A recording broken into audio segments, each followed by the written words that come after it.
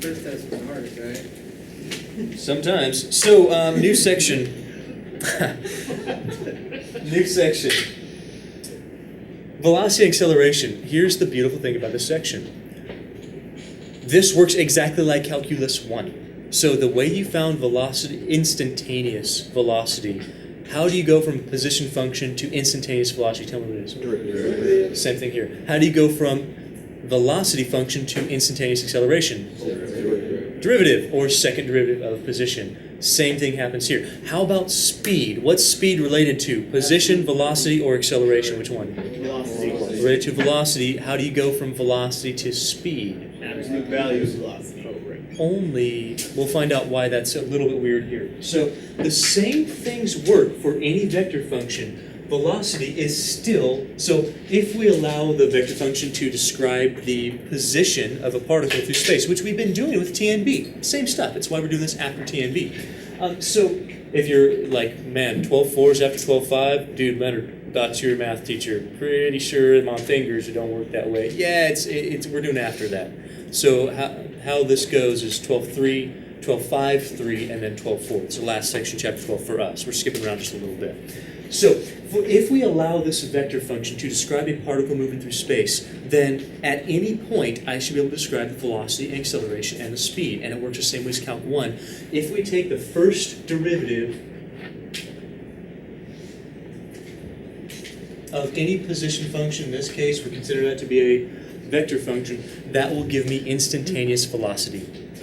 It will also give me the tangent vector. Does it make sense that a tangent vector would give you the instantaneous direction and speed? Oh my gosh, that's velocity. Direction with a speed. That's exactly what we're talking about. Tangent vector is velocity. Cool, right? Same thing happens with acceleration, though. The relationship between acceleration and velocity is acceleration is the first derivative of velocity or the second derivative of the position function, just like you know and love. It's the same basic idea. Head nod if you're okay with that one. Now, speed's a little bit weird. You see, because you guys are right, for velocity to speed in 2 dimensions, we just say, well, it's the absolute value. That works fine. But here, velocity is actually what's this going to give you? What's a derivative of a vector function going to give you? Another vector function. So to find out the speed, it's not just absolute value. We have in absolute value for vectors. What's the notation for absolute value in vectors? It's a magnitude. So and that should make sense too. If velocity is a magnitude with a direction vector, the speed is just the magnitude. That's all that's happening.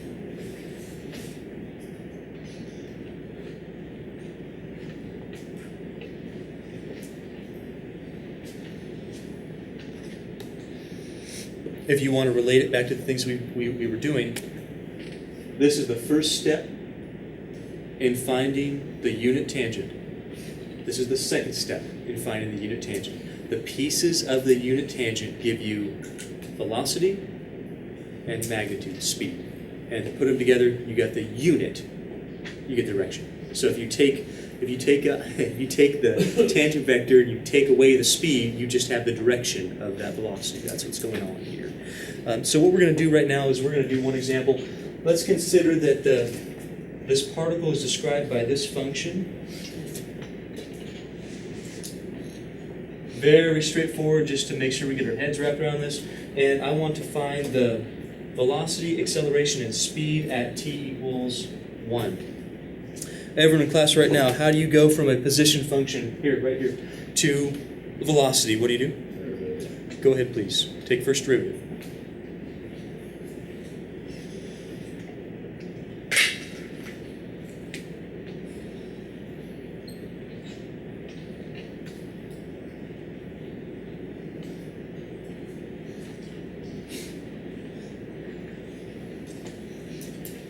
What's this giving me?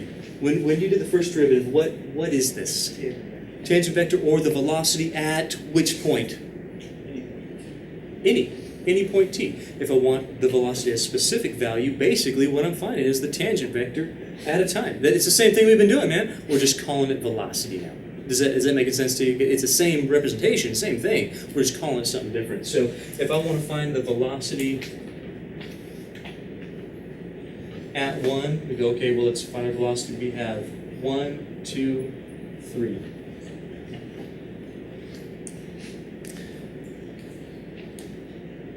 What is it? What's that mean? I know it's velocity, but think about that. Is it weird that velocity is a vector? Is that weird or not?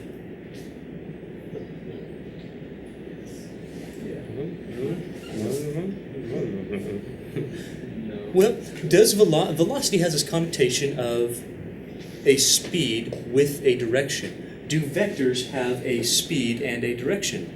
They get a length representing speed. They have a direction. That's the vector idea. So in 3D, it makes sense that velocity is still a vector.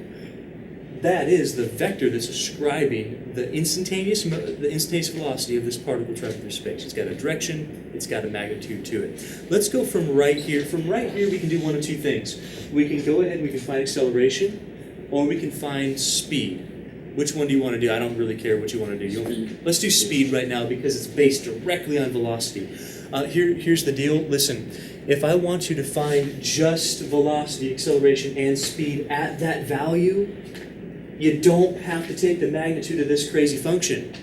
Just take the magnitude of this particular vector, and you'll find the speed at that value. It's very akin to the part of 12.5.3, where we said, well, when can I plug in a value? If I'm just finding at this point, plug it in here, find the speed of this guy, not this guy. Because then you're going to do the same thing, but you do a lot more work here. Does that make sense to you? Hello, yes, no? Don't fall asleep on me now. Come on. Stick with me. So, this is a magnitude and direction if I want the speed. So this was velocity. If I want speed,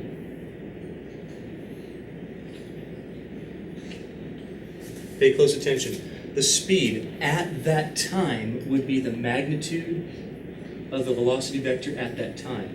If you needed to find the actual speed function, it'd be a scalar function. It would not be a vector. You'd find the magnitude of this piece. Does that make sense to you? The speed function would have t's in it still. You'd have to find the magnitude there. If you want just the speed at a time, well, plug the time into the velocity, then take the magnitude of this. It's much easier. So magnitude of this vector gives you, well, let's see, square them, add them, square root them, square root 14. Square root 14 units per second, whatever we're talking about. Notice how it doesn't have a direction though. It's just telling us the magnitude of that vector. That's what it means, the speed. That's all we're talking about. Show of hands, feel okay with that one. Let's go ahead, let's do one more. What's the other thing I'm asking you to do here? Look, we're going to run into the same situation of if you plug in a value wrong at the wrong spot and try to go with that, it's not going to work. For instance, please pay close attention because I want to make sure I hit it one more time, okay?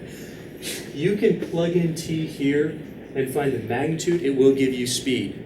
But you can't plug in t here and try to find acceleration from here. Because if you try to take a derivative right now, what are you going to get? It doesn't work. So you can't plug in values and take derivatives of them. You can plug in values and do magnitudes or cross products like we learned last section. So to find acceleration, from right here, just take another derivative. Go for that, and then you can plug in the 1.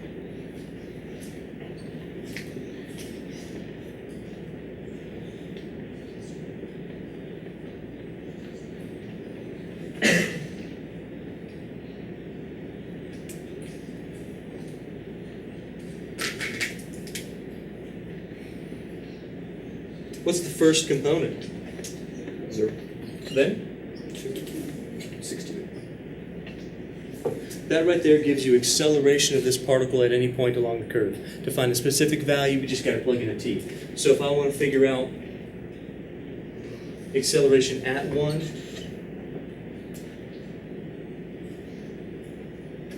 we got 0, 2, 6. That's acceleration.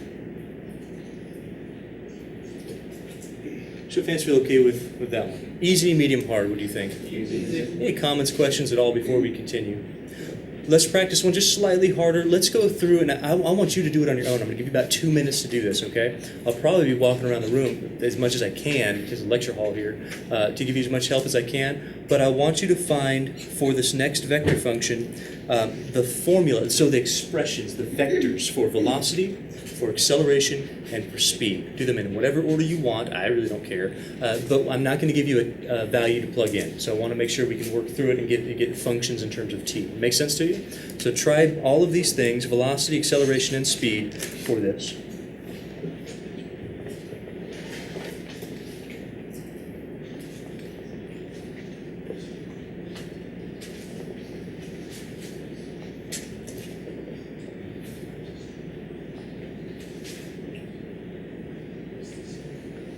Velocity, acceleration, speed. Go for it. When I come back up here on the board, I'm going to move pretty fast.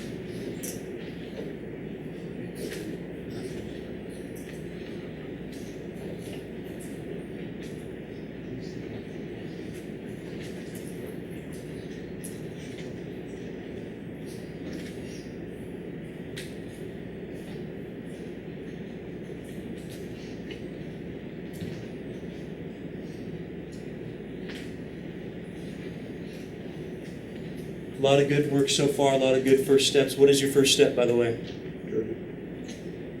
Thanks, one of you. Good job. Appreciate that one. Too busy to talk. Yeah. Derivative for Velocity.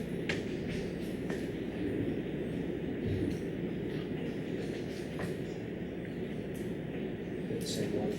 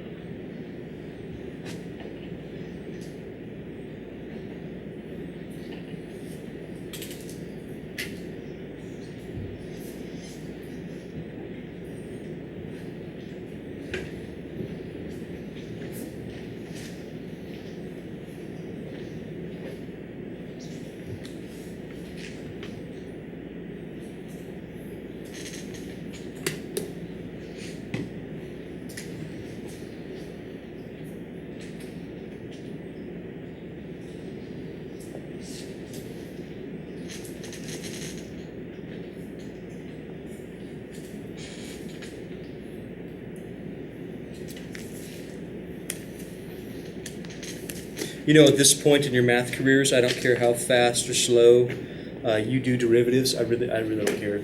I'm focused more on the concepts. Do you understand the relationship between velocity and position? Do you understand the relationship between acceleration, velocity, and position, and the magnitude? Why speed is a magnitude? How you do derivatives, I really couldn't care less. I just want them right. At this point, Calc 3, man, we're not learning differentiation techniques until we get to some part of Chapter 13. We do partial derivatives. That's one of the last ones we talked about, okay? But here we go, man, all I want you to realize is that velocity is essentially the tangent vector. It's giving us the heading, where it's headed, along with a magnitude. That's velocity. Bless you.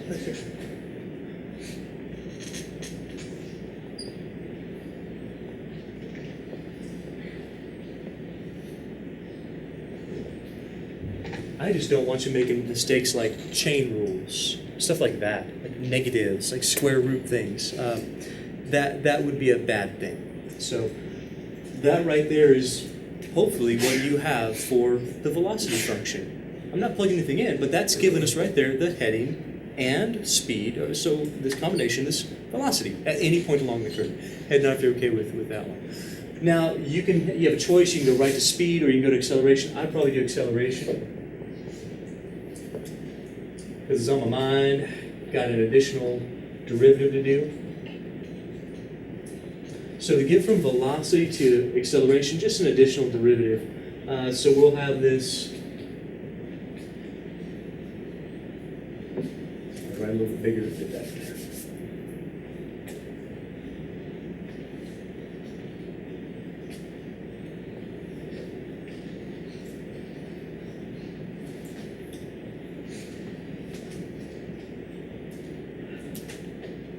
Hopefully, unless I made a mistake. Did you guys get the same thing that I got?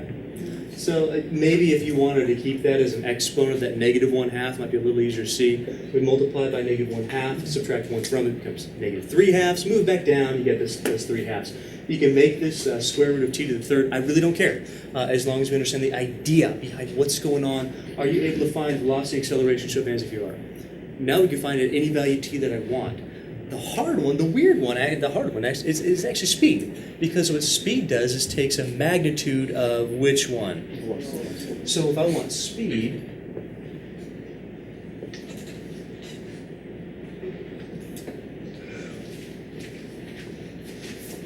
we got to take the magnitude of this guy.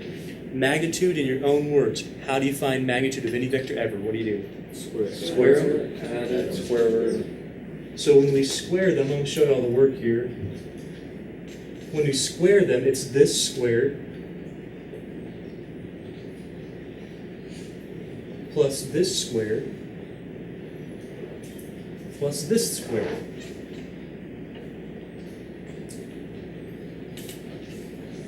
That's the idea. That's all there is to it. Now we got to simplify it a little bit, but that's pretty much the idea.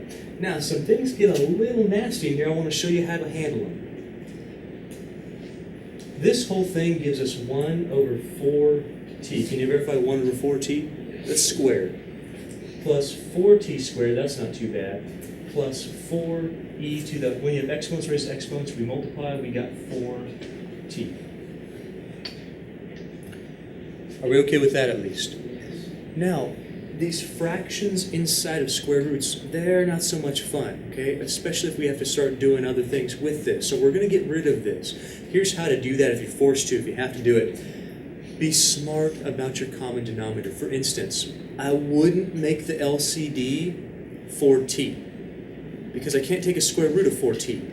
I can take a square root of 4t squared. So even though that's not the L, it's still a CD. Something that I can actually use. Does that make sense to you? So I'm going to go up a power here just so that I can get a common denominator, and then when I separate the fraction, I'll be able to take a square root of the denominator and get something nice. Make sense? Or no? Yes.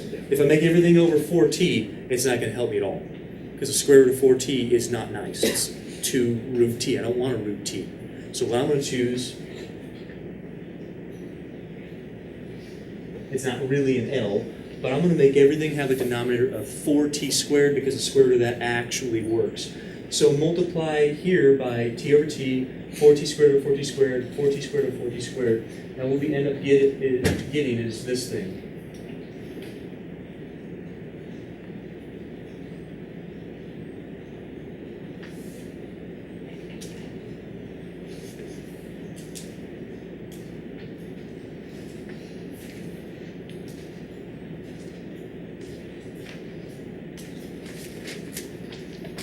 Now that we have that common denominator, we can put this together .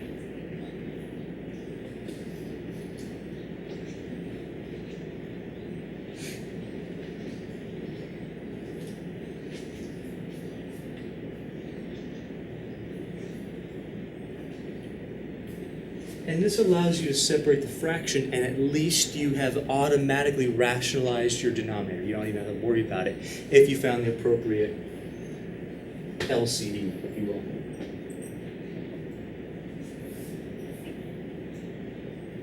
So the speed function, it's a vector function. It's a scalar function. There's no vector here.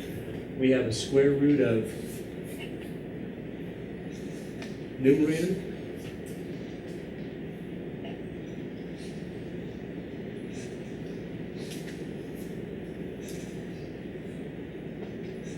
all over. When we take a square root of the denominator, we get 2t.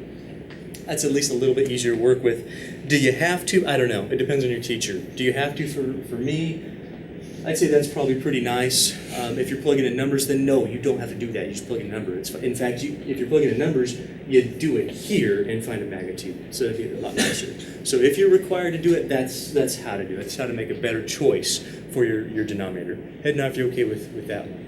Now we're going to step back in time a little bit. I showed you how to do something. We started taking derivatives of vector functions. I've explained fully what these things mean to you. But we also did integrals of vector functions, and I wasn't really able to. I said a blurb about it. If you go back and you look at your notes, I said a blurb about what we're doing, what integrals actually do. And I said, well, area under a curve, not yet. Not yet. We talk about that later, okay? But we did talk a little bit about, well, going backwards from derivatives, doing these antiderivatives, an integral as an antiderivative, and what that means. Well, now I can really flesh that idea out a little bit. Let's say that I give you this information. I say, I know that we have a particle, and a particle started at this point in space. With that point in space, I can give an initial vector. Does that make sense? Because every vector can be defined as a position vector by doing just a terminal point. Very easy. So if I have a point in space where something starts, and I say, and I know I shot it out of a cannon with this initial velocity, if I have those two pieces of information, and I know it's like, let's say I have an acceleration curve for it, and that's saying a lot, okay? You'd have to do a lot of work with that particle to actually get this stuff. But if I know its acceleration, and I know it started with this speed, with this velocity, and I know it started at this point, we can go back and actually create a vector function for it. That's how we generally use integrals right now in this stuff, and we've already done it, so this will be fully recapped, okay? But now we're going to do it in the context of acceleration, velocity, and position. Does that make sense to you? We're going to go back and kind of redo one of these problems. It's just going to look a little bit different. Instead of giving you like a second derivative, I might give you just what? Might just give you acceleration. So because it's recap, we're going to move a little bit quickly through this. But obviously, if you have any questions or anything, just stop me, let me know. My job is to make sure, look, my job is not to be up here crushing math as fast as humanly possible. That's not my job. Otherwise, we'd be done already, okay? My job is to make sure you understand it. That's my job. So if I'm not doing my job, you got to let me know. Like Leonard, well, actually, it's Professor Leonard to you, all right? Dr. Leonard, right? Go to evil, and then whatever. But let me know. Let me know that you do understand this, and then we move on, or not. Sometimes we just get in the habit of, do you get it? Yeah. Do you really? No. But I don't care anyway, because I'm bored and I want to go home. That's not a good way to learn math, okay? My job is to make sure you actually leave here understanding this concept, okay? So let's make sure that we do on this problem.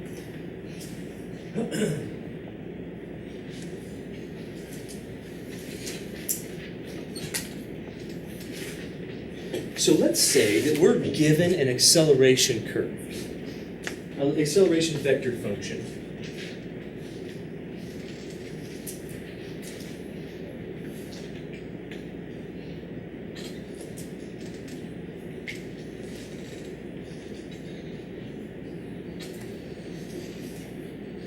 Looks a whole lot like a hyperbolic cosine, actually. Interesting, like the catenary curve.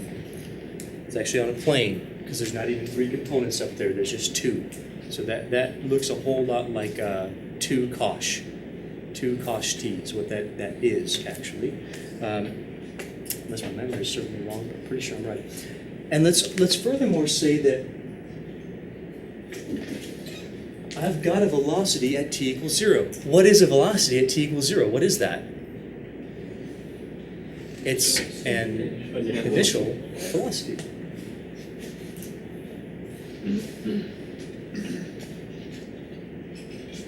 Let me make a case here that the initial velocity should be a specific vector, all right? Because if it's not, if it's got t's in it, then why in the world would I even give you that? Because if you already have a velocity function, then there's no need to give you an acceleration function if we're trying to get velocity from it, right? So it's going to give you a specific velocity. It's also going to give you a specific initial position as a vector.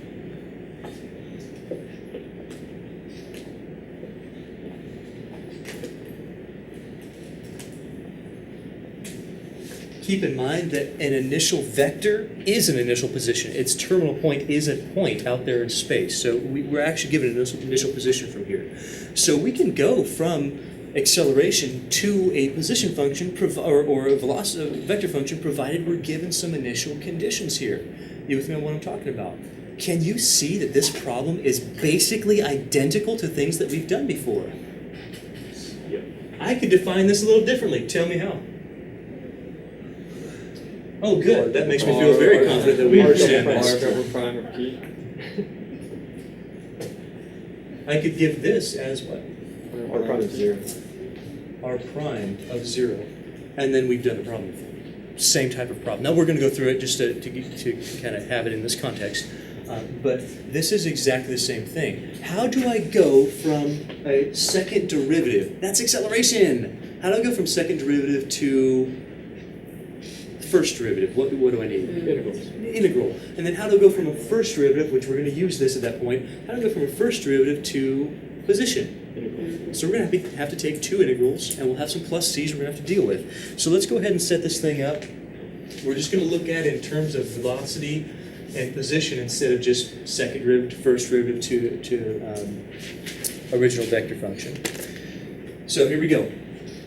How we go from acceleration to velocity. Velocity is the integral of acceleration. Why? Well, because to undo that second derivative and get the first derivative, I need an integral. I need an antiderivative. So if I do this and say, let's take the first, or the integral, sorry, not first integral, the integral of acceleration, that looks like the integral of e to the t I plus e to the negative t k dt. You didn't like seeing all those e to the t's until right now, huh? You're welcome. See, I'm a nice guy. It's the beginning of March, so I wanted to be nice. I don't know why. Is that a thing? Let's make it a thing. On March 4th, you got March 1st. Is it the 1st today? Yeah. Good, because that's the thing. On March 1st, you got to be nice to people and wear cool black shirts. It's still in style, right? A little bit? I don't know anymore. I'm not very fashionable. I'm getting lost in I'm getting self-conscious about what I'm wearing. Let's get back to the math. Okay. Do you understand the idea here that if this is a first derivative and that's a second derivative, do an integral, it gets rid of one of the derivatives. Now, let's go ahead and do that. Right-siders, you take the first piece here. What's the integral of e to the t? Geniuses, all of you. What else? No. Oh, I. It's still a vector. It's still a vector function. And then middle people, you get the next one. What's the next one? Negative e. Okay.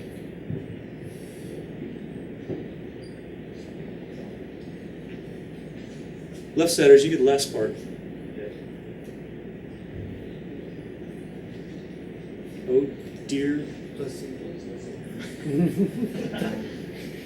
Uh-huh. It's not a definite integral, right? So we have a plus c, and that plus c is a vector. I proved it earlier. So this is a plus c, the first one, because we're going to have a couple, plus c1. Keep in mind, you're doing u subs in your head. You're basically undoing chain rule in your head. That's fine to do. I don't need to see a u sub every single time for these. I don't care. I don't care. Oh. What I do care about is that our velocity function is now e to the ti minus e to the negative t k plus c1. And now if you're okay with that one. Now, since we found velocity, that's awesome. It's also even awesomer that we're given an initial velocity, because what this initial velocity does for you is allows you to solve for that c1. We've seen it before, but here's what this says. It says when you plug in 0 to your velocity function, boom. When you plug in 0, you have to have this equal to I plus 2j. So what that says is, when I plug in 0, let's plug in 0. If I plug in 0, I get 0, 1, I get I minus, oh, sorry. Plug in 0 again, you get minus 1k plus c1. This plugged in 0. Do you guys see what I'm talking about? Some people get confused, like, wait a minute, this doesn't look like that. I know that. That's what the C is for. The C lets you solve to make it that. So we go, okay, so plug in 0 here, and this has to equal this. So this says initial velocity. When you plug in 0, okay, I plugged in 0 to what I just found. Plugged in 0. It looks just like this. This has to be equal to this initial velocity. If v of 0 equals this, and v of 0 equals this, by the transitive property, they have to equal each other. That's a must. Now, can you solve for C1? Let's do that. If we do, don't waste time about it, just don't make mistakes on it. Subtract, add I got 2j plus k. Head nod if you're okay with that one. What do we do with that? What do you mean C? That's literally what this thing has to be. So, v of t, the velocity vector function here,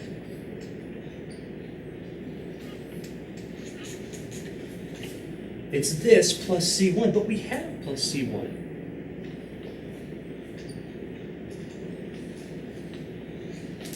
I'm going to give you some advice before you go any further, before you start integrating again, because we're going to have to. Organize your junk, okay? Organize this stuff, because this is pretty nasty, and if we don't, you're going to have a lot of K's and J's and I's floating all around. Make sense? So let's organize this. I don't have any additional I's. So e to the t I looks really good. I have a j, let's put that in order. That's plus 2j. Also, I gave you a piece of advice earlier. You don't have to do it this way, but I like doing it this way. I always add. That way I don't have to worry about my sign errors within my parentheses. Does that make sense to you?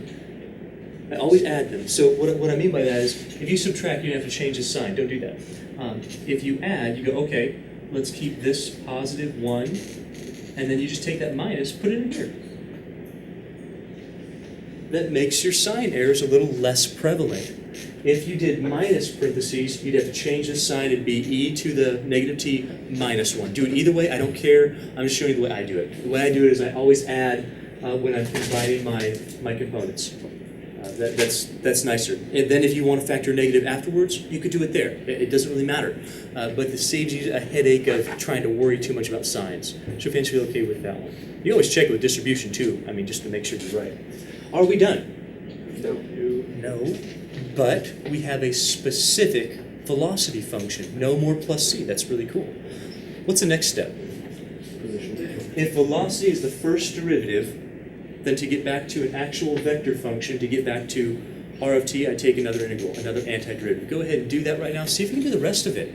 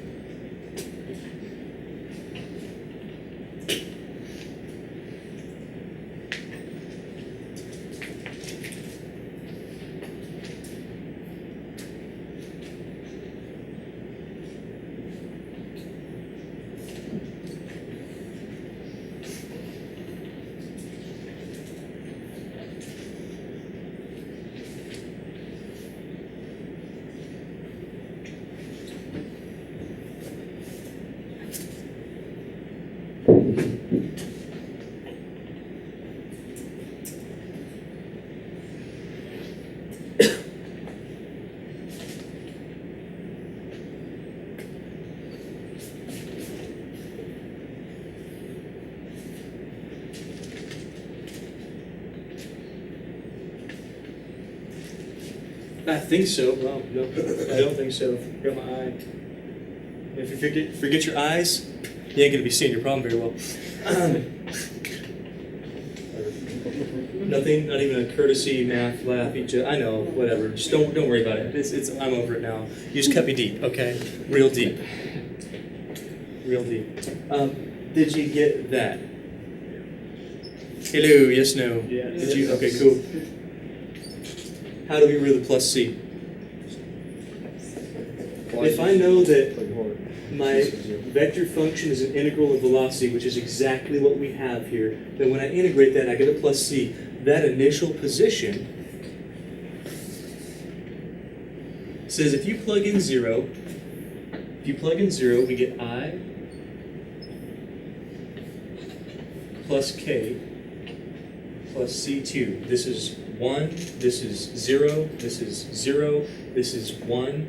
So I plus K plus C2 says, okay, when you plug in 0 here, you get this. But you also plug in 0, you need to have this. Therefore, if I plug in 0, I get this, and I plug in 0 and I get this. These two things have to be equal. And that C2 lets them be equal. You solve for it to make them equal.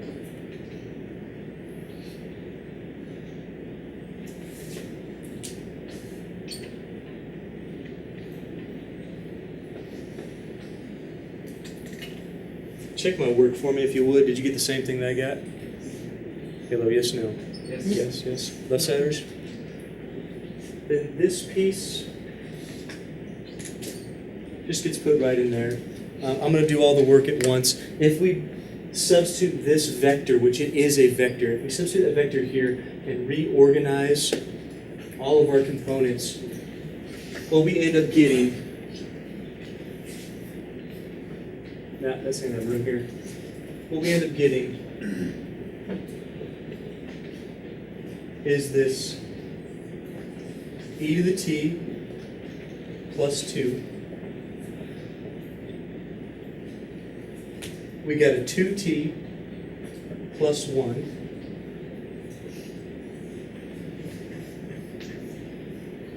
We got this whole nasty mess plus 1.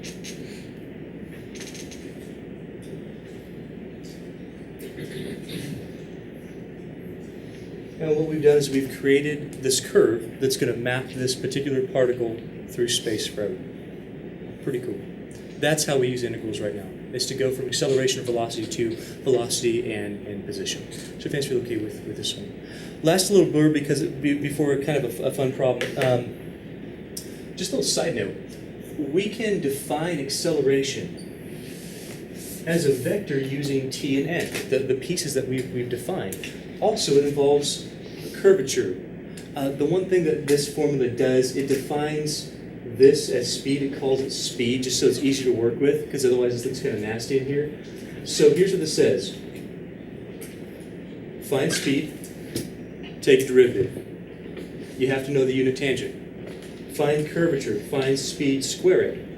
You have to have the unit normal. And we can define acceleration as pieces. This right here, this little piece, is called it's a horrible name, tangential component of acceleration.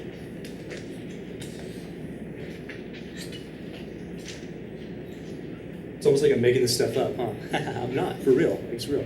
Tangential, because it's part of the unit tangent component of acceleration. And this piece right here, the curvature times velocity, speed squared. Curvature times speed squared is the normal component of acceleration.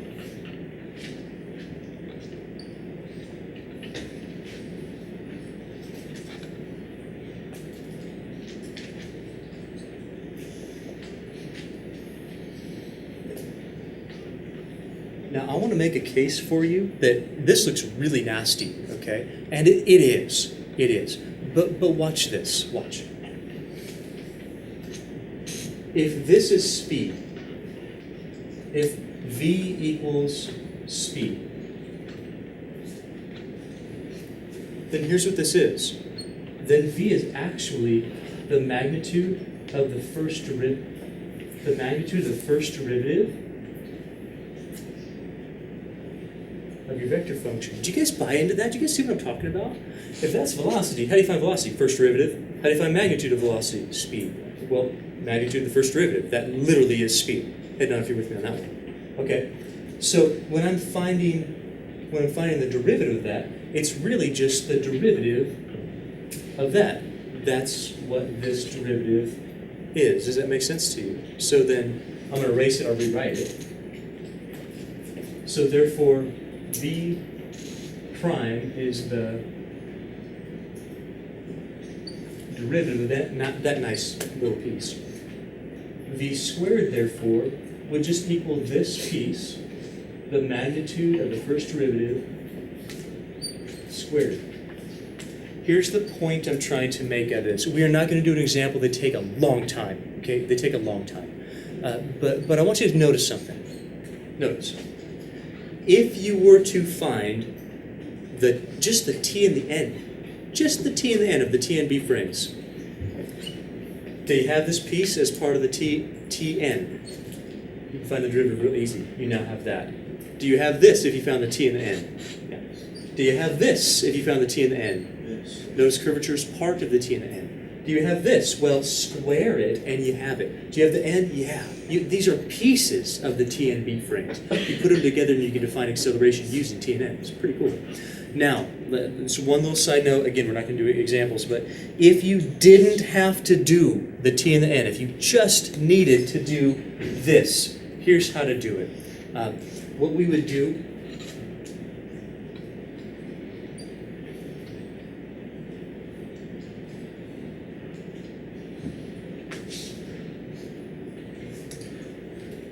first derivative dot second derivative over magnitude of first t.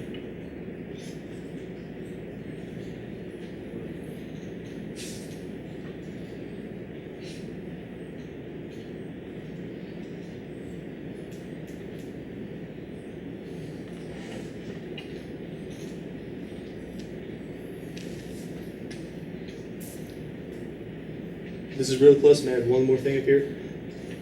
First derivative of the vector function, second derivative of the vector function is all you need. If you have the first derivative and second derivative, you dot them, divide by magnitude of the first derivative, and you cross them. Divided by the magnitude of the first derivative, you just have to find a magnitude of that. So dot them, find first derivative and second derivative. Dot them, cross them with a magnitude. This doesn't need a magnitude, it's already scalar verified. Dot products always give you scalars. Hello? Yes. You're just saying yes because I said hello. Dot products. Vectors? Scalars. Cross products. Need a magnitude. That's why that's there. So first derivative and second derivative. Dot them, cross them, magnitude of the first derivative, magnitude of that, and you can also write acceleration using T and n. Now, to me, that's like, why? Because you have to find T and n anyway. If you got to find T and n anyway, you got T and B frames. So that's the idea. Tell you what, we have you got a choice. We can go through an example here real quick, take about 10 minutes, or we can do it after a little break. What do you guys want to do? I don't really care. Example. Oh. You gonna let one person choose for all of you? Let's take a vote. You want a 5-minute break, or you want to do an example? 5-minute break. Example that's going to take about 10 minutes. Like 4 of you, fine, I want to choose, we're going to do the freaking example now, all right? So then we don't have to press stop on the video and redo everything.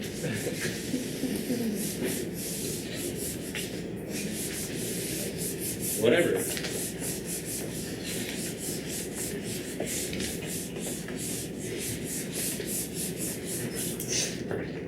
It doesn't matter that I've had like 13 cups of coffee, I'll hold it together for you guys, all right? Hold it together, just for you.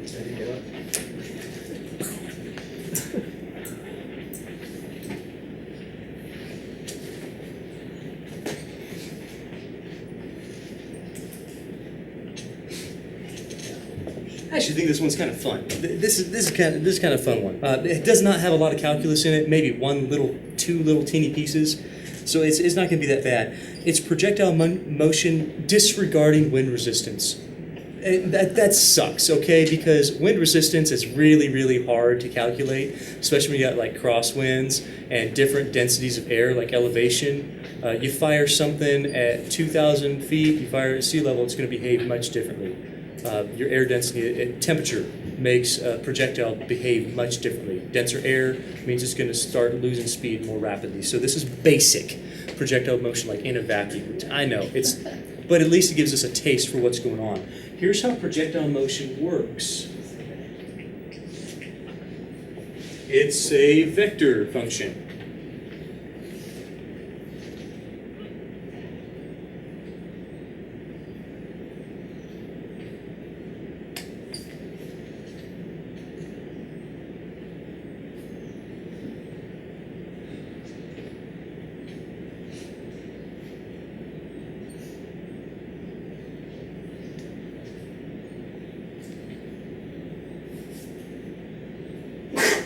Bless you.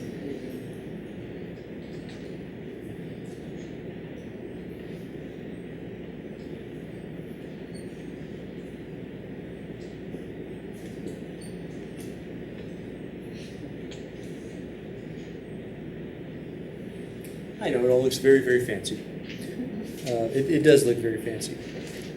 But here's what it means. Here's what it means. There's only a few things up here that we need to know, and it's not the t's. It's this, what this means, the v sub 0. It's actually kind of speed, but we call it a velocity. We need to know the alpha, what that means. We know the g, what that means. That's only 3 pieces. So here's what these things mean. The v sub 0, that's an initial velocity. Typically, it's given to us as a speed. Honestly, like muzzle velocity, because it's already pointing somewhere. Okay, that's so typically it's given as a speed. But v sub 0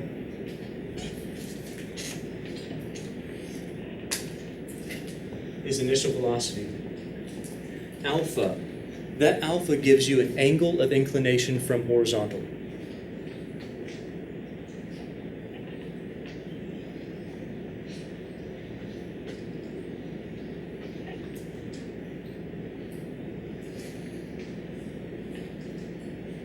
Oh yeah, h. H is the height above wherever this thing is going to, well, h is your height above a flat plane that you're, above something flat. So it doesn't have to necessarily be 0, but if we were like at high desert shooting off a cliff, our desert would act like 0. So we just call it height.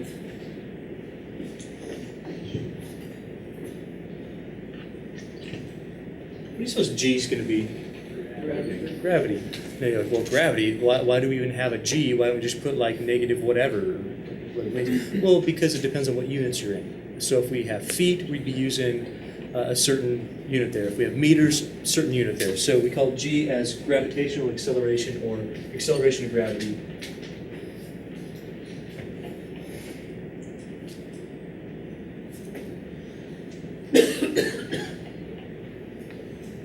So let's do a quick example.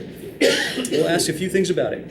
We're going to shoot a rifle from a 200-foot cliff with an angle of inclination of 30 degrees. That's pretty darn high if you ever shot anything at all.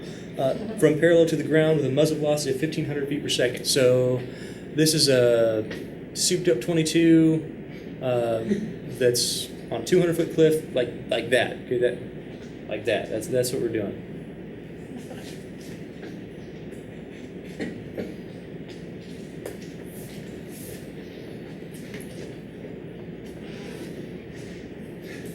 You shoot a rifle, whatever, from 200 feet.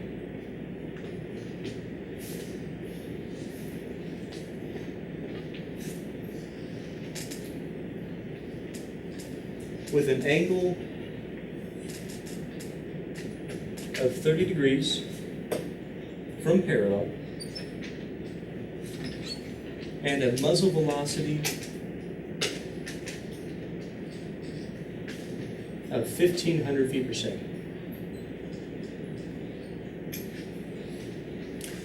Let's identify some stuff. We are going to work through it pretty darn quickly. Let's identify some stuff. Firstly, do we have an initial velocity? Really, it's just a speed. What's our initial velocity here?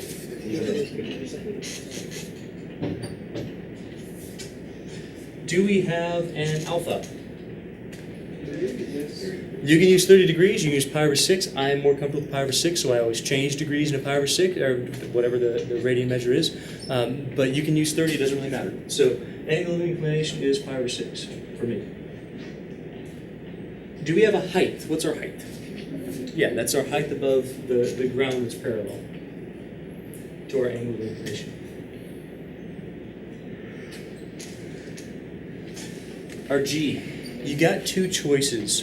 You can use the 9.8 meters per second if your units are in meters. If you are in feet, what's the gravitational acceleration for feet? 16 feet per second. That was 32. Yeah.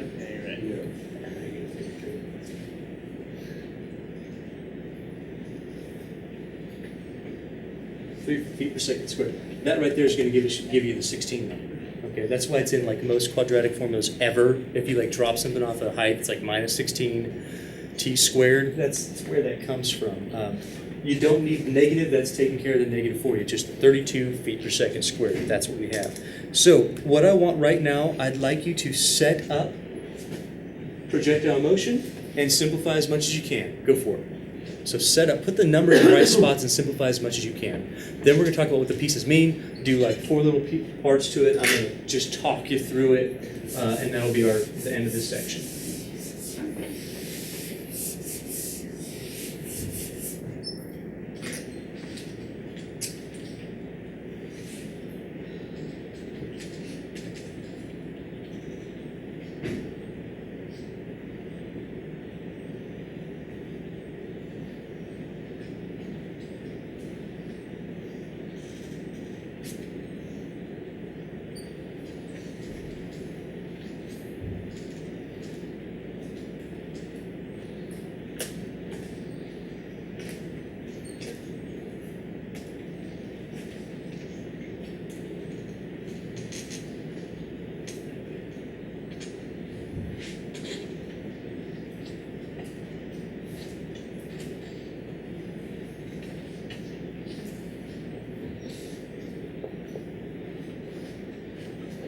G's no cosine of pi over 6, how much is that? 100. Wait. Root 3 over 2 times that is 750 root 3.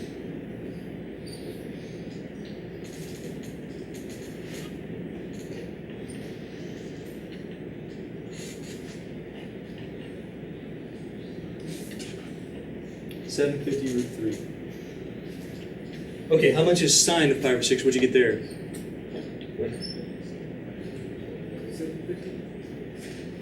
Sine of pi over 6, what is that? 100. Okay, so 1500 times 1/2 is 750, so 200 plus 750t.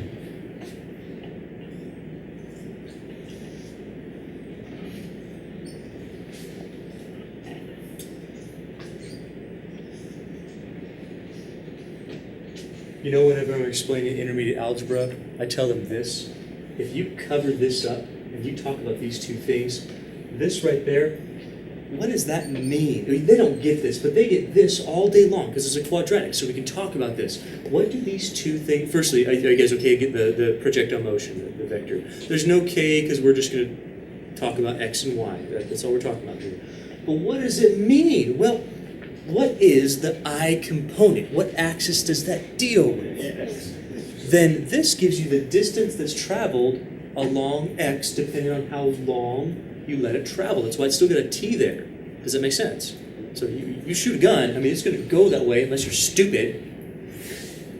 Don't do that ever, even on the 4th of July, okay? I know it sounds fun, but don't, because it comes down. That's what happens. Gravity pulls bullets down and kills people, so don't be dumb.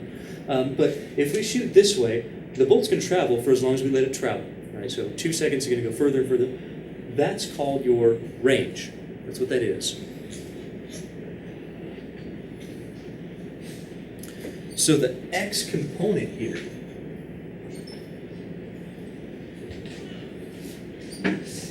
is your range. Okay.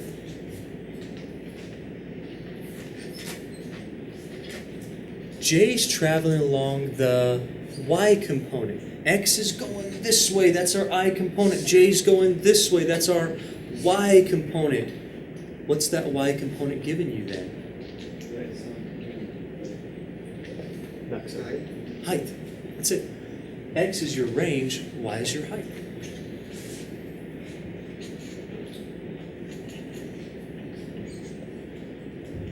This is why, like, every time you drop something off a building or you throw something into the air in Math C, you get something that looks like that, this quadratic. That tells you how high you were when you dropped or threw something. This tells you your upward motion, how powerful it is going upwards, and this tells you gravity's going to take over after a while and pull it back down. That's what's happening. So this is your height. We're not going to spend a whole lot of time working with this, just a little taste. Number one, when would the bullet hit the ground?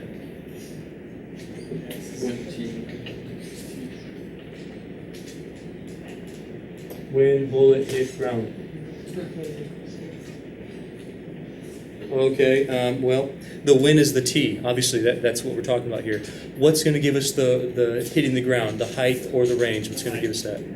Height is going to tell us that. How high is something when it hits the ground? 0. So if we set y equal to 0, this would tell us that our height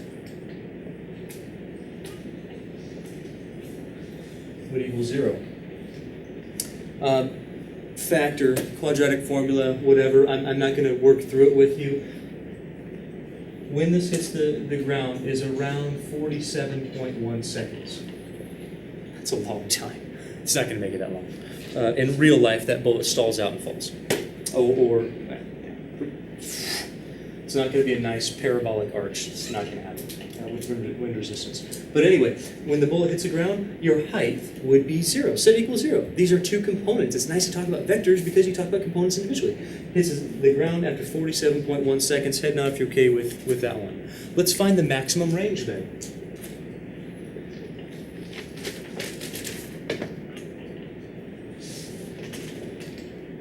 X gives us the range.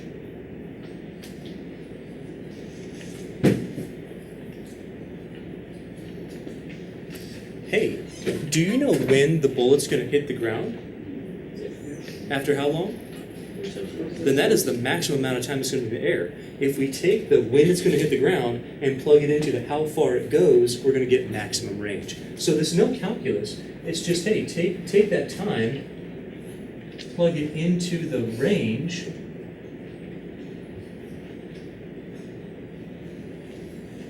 and we get, I've done it for you, 61,185 feet approximately.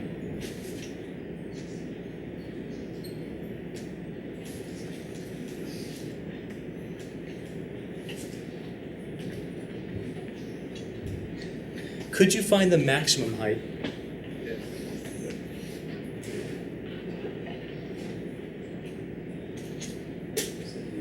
Don't want to hit any aircraft, so you don't just shoot guns in the air because that's really stupid. Let's figure out the maximum height. What gives us height? Well, the y gives us the height. If you want to find out maximum height, the way that you find out maximum height for a parabola is one of two ways. There's a calculus way, a non-calculus way. Calculus way is pretty much easier. Non-calculus way is that's a parabola. It's a downward-facing parabola. The max height would be at the vertex. Use vertex formula. You can find the max height. Just don't take the t, take the y, okay? So the max height is you find the value, you plug it in.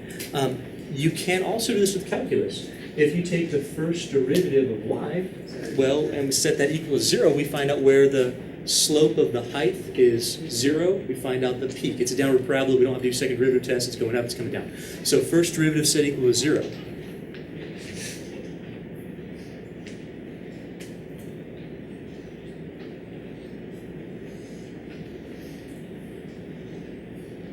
T is 375 over 16.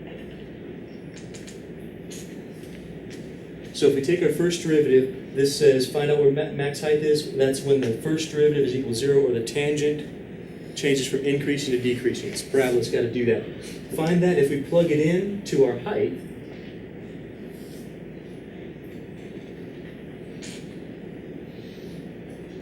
so once we found that value, we actually plug it into what gives us out our height. We get 8,000.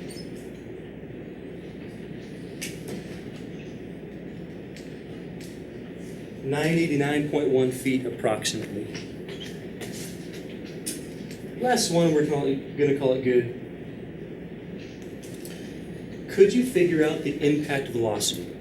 How fast it's going when it's hitting the ground? Could you do that?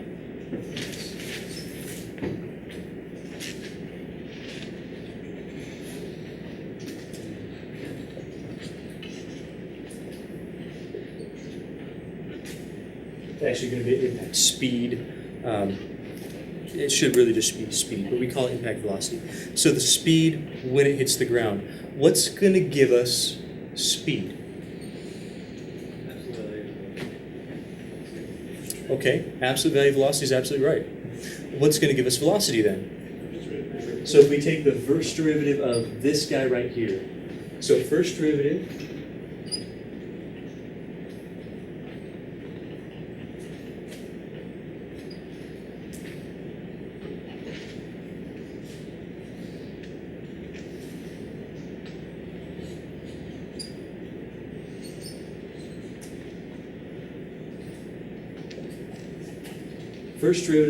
that right there gives us velocity. How do you go from velocity to, because that's a vector right now, how do you go from velocity to speed? Magnitude. Would you want to take the magnitude now or the magnitude after you plug in the number? After. Do that. Let's plug it in, then we'll be able to find speed. So the velocity at, oh wait, what value should we plug in? Do we know when this thing's going to hit the ground? How long? 47. So if we plug this in, it says, hey, velocity's first derivative. Got it, done. Take this number, plug it in here. It's going to give you velocity at 47.1 seconds. That's when it hits the ground. I'm not going to do that for you. All you got to do is plug it in. Yeah, just right there. Plug it in just right there. It's not there that he's gone. Plug it just right there, and then you find the magnitude of that vector. Do you remember how to find magnitudes of vectors? Tell me how. Square them. Square them, add them, square root them. So after you plug in that number, you simplify, square the two components, add them together, take a square root, absolute value, and we get around 1,503.6 feet per second, which is why this is really not super realistic, because if you shoot that gun, it is not going to gain speed ever, wind resistance wise. It's not going to do that. It can't fall faster than it first shot. It's not going to happen in this real world. So space, I don't know, maybe, but not here. Did this make sense? Do you understand the relationship between velocity, acceleration, and position? Man, we've talked about a lot of stuff. Break time, and we're done with our section. Woo.